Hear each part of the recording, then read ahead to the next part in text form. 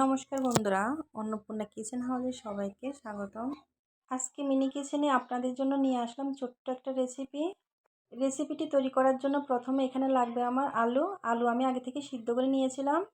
আর নিয়েছিলাম পেঁয়াজ কুচি, কাঁচামরিচ, নিয়েছিলাম আমি চালের গুঁড়ো, এখানে হলুদ গুঁড়ো, মরিচের গুঁড়ো আছে আর লবণ। প্রথমে আমি যে কাজটা করব, একটা চালন নিয়েছি একটা বাটির উপর। আমি প্রথমে চালের গুঁড়া ছেলে নেব। এখানে আমি শুকনো চালের গুঁড়া নিয়েছি। আজকে আমি তৈরি করব আলু আর চালের গুঁড়া দিয়ে ঝাল পিঠা। তো এখানে আমি প্রথমে চালের গুঁড়া ভালো করে ছেলে নেব যাতে কোনো দানা দানা না থাকে। আর চালের গুঁড়ার মধ্যে যদি কোনো দানা দানা থাকে তাহলে পিঠাটা ভালো হবে না খেতে। তাই আমি চালনি দিয়ে ভালো করে ছেলে নিয়েছি। এখন আমি যে কাজটা করব সেটা হলো সিদ্ধ করা আলু আমি একটা বাটিতে নেব, তারপর একটা চামচ দিয়ে ভালো করে ম্যাশ করে নেব। তারপর আমি সমস্ত উপকরণগুলো দিয়ে দিব। আর এখানে আমি প্রথমে দিয়ে দিব কাঁচামরিচ, দিয়ে দিব পেঁয়াজ, তারপর আমি হলুদ গুঁড়ো, মরিচ গুঁড়ো, লবণ দিয়ে ভালো করে মেখে নেব। এখানে আপনারা চাইলে গোলমরিচের গুঁড়ো দিতে পারেন।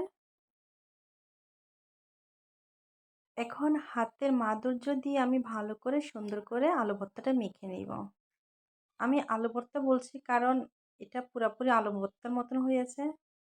আর এখন আমি দিয়ে দিব ছেলে রাখা চালের গুঁড়ো দিয়ে ভালো করে মেখে একটা ডো তৈরি করব। আমি আবারও হাতের ভালোবাসার মাধুর্য দিয়ে সুন্দর করে একটা ডো তৈরি করে নিব। দেখুন সুন্দর করে একটা ডো তৈরি করে নিয়েছি। এখন আমি ডোটিকে রুটি বেলার বেলুনের মধ্যে রেখে ছোট ছোট করে লেচি কেটে নিব। প্রথমে আমি লম্বালম্বি করে একটা শেপ দিয়েছি, তারপর আমি ছুরির সাহায্যে ছোট ছোট করে লেচি কেটে নিব যাতে করে সমস্ত রুটি এক সমান হয়। তাই আমি এভাবে ছুরি দিয়ে কেটে নিয়েছি। এখন আমি রুটি বেলে নিব আর একটি কাঁঠার দিয়ে লুচি শেপ দিব। দেখুন আমার সমস্ত পিঠা বানানো হয়ে গেছে। এখন আমি একটি কড়া গরম বসে দিয়েছি, কড়ার মধ্যে পর্যাপ্ত পরিমাণ তেল দিয়ে ভালো করে গরম করে নিব। এখানে আমি ডুবো তেলে পিঠাগুলো ভাজবো, তাই আমি তেল বেশি করে দিয়েছি।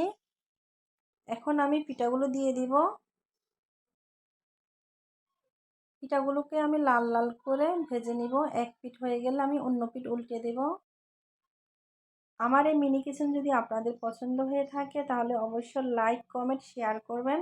আর কথা বলতে বলতে পিঠা অর্ধেক হয়ে গেছে। আমি পিঠাগুলোকে ভালো করে মচমচ করে ভেজে নিয়েছি। এখন আমি নামিয়ে নিব আর বাকি পিঠাগুলো আমি দিয়ে দিব। একইভাবে আমি পিঠাগুলোকে ভেজে নিব। আর হ্যাঁ, পিঠাগুলো দেখতে যেমন লোভনীয় হয়েছে, খেতেও কিন্তু অসাধারণ হয়েছে। অবশ্যই আপনারা বাড়িতে ট্রাই করবেন। এভাবে পিঠা বানিয়ে খেয়ে দেখবেন আর আমাকে অবশ্য জানাবেন আপনাদের পিঠাগুলো কেমন হয়েছে। আর এতক্ষণ পর্যন্ত ধৈর্য সহকারে আমার ভিডিওটি দেখার জন্য সবাইকে অনেক অনেক ধন্যবাদ। সবাই ভালো থাকবেন, সুস্থ থাকবেন।